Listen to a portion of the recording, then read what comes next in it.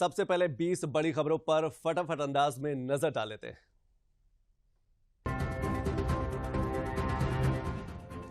प्रधानमंत्री नरेंद्र मोदी आज नई दिल्ली के लाल किले में पराक्रम दिवस समारोह में शामिल। प्रधानमंत्री इस अवसर पर भारत पर्व का भी करेंगे शुभारंभ, जो 23 से 31 जनवरी तक होगा आयोजित।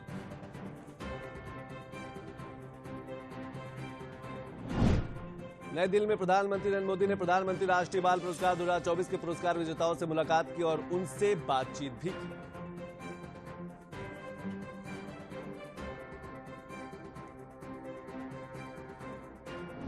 दिल्ली में प्रधानमंत्री नरेंद्र मोदी ने 1 करोड़ घरों में सोलर रूफटॉप सिस्टम लगाने का रखा लक्ष्य। पीएम ने कहा कि रूफटॉप सिस्टम लगाने के लिए सरकार प्रधानमंत्री सूर्योदय योजना को करेगी शुरू। प्रधानमंत्री नरेंद्र मोदी ने कल हुए राम मंदिर के प्राण प्रतिष्ठा पर ट्वीट कर आज कहा कि कल 22 जनवरी को हमने अयोध्या में जो देखा वह आने वाले वर्षों तक हमारी स्मृतियों में अंकित रहेगा।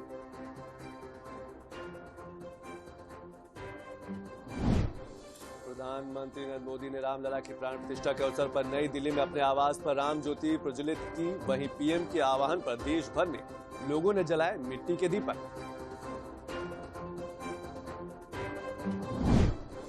अयोध्या में राम मंदिर के प्राण प्रतिष्ठा समारोह के बाद पहली सुबह रामलला के दर्शन के लिए श्रद्धालुओं की उमड़ी भारी भीड़। बड़ी संख्या में श्रद्धालु कर रहे हैं रामलला के दर्शन।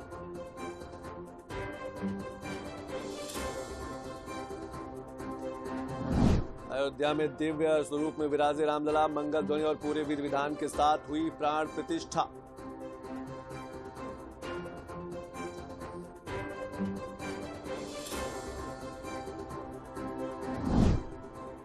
प्रधानमंत्री नरेंद्र मोदी ने अयोध्या में रामलला की प्राण प्रतिष्ठा के बाद आयोजित कार्यक्रम में कहा कि सदियों की प्रतीक्षा के बाद हमारे राम आ गए हैं। रामलला अब टेंट में नहीं, दिव्य मंदिर में रहेंगे।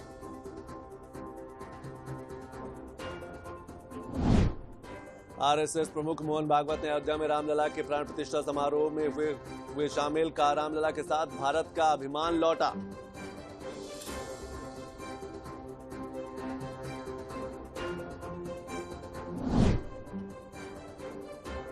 मुख्यमंत्री योगी आदित्यनाथ ने अयोध्या में रामलला के प्राण प्रतिष्ठा समारोह में कहा कि आज पूरी दुनिया अयोध्या के वैभव को निहार रही। भारत का हर ग्राम हर नगर आज अयोध्या धाम है।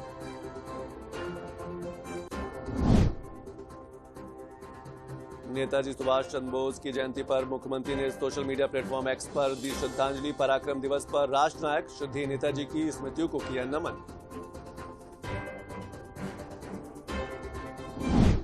उत्तर प्रदेश के मुख्यमंत्री योगी आदित्यनाथ ने पराक्रम दिवस पर कहा कि नेताजी भारत के शौर्य और पराक्रम के प्रतीक रहे और उन्होंने भारत के युवाओं को भारत के पराक्रम के साथ जोड़ने का काम किया है।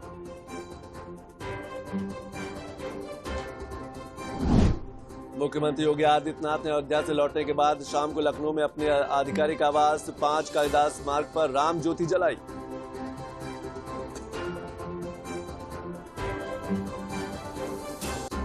फिल्म अभिनेत्री कंगना रनौत ने अयोध्या में श्री राम लला की प्राण प्रतिष्ठा होते ही जय श्री राम का लगाया उद्घोष।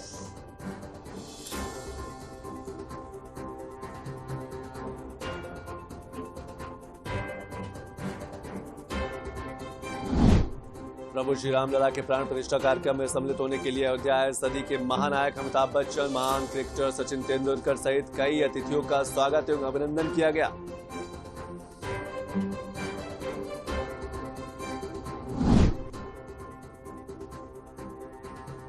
अयोध्या में श्री रामलला की प्राण प्रतिष्ठा के बाद आज पहली बार हुई सुबह की आरती। आम लोगों के लिए आज से खुल गया राम मंदिर।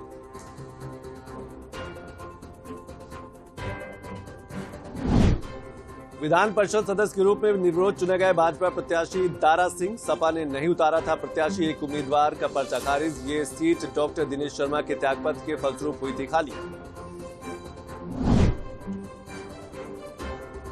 और नई दिल्ली के कर्तव्य पथ पर गणतंत्र दिवस परेड में इस साल कुल 26 झांकियां होंगी शामिल। इनमें राज्यों और केंद्र शासित प्रदेशों की 16, वहीं मंत्रालयों, विभागों और संगठनों की 10 झांकियां होंगी शामिल। गणतंत्र दिवस के मौके पर परेड के दौरान भारतीय वायुसेना के विमान तंगैल फॉर्मेशन में भरेंगे उड़ान। वायुसेना ने बताया कि हेरिटेज विमान डाकोटा और 2 डॉर्नियर DO-228 विमान भरेंगे उड़ान। उत्तर भारत में शीतलहर, कोहरे और गलन वाली ठंड का सितम पिछले कुछ दिनों से जारी। IMD ने दिल्ली, नोएडा और ग्रेटर नोएडा के लिए ऑरेंज अलर्ट किया जारी।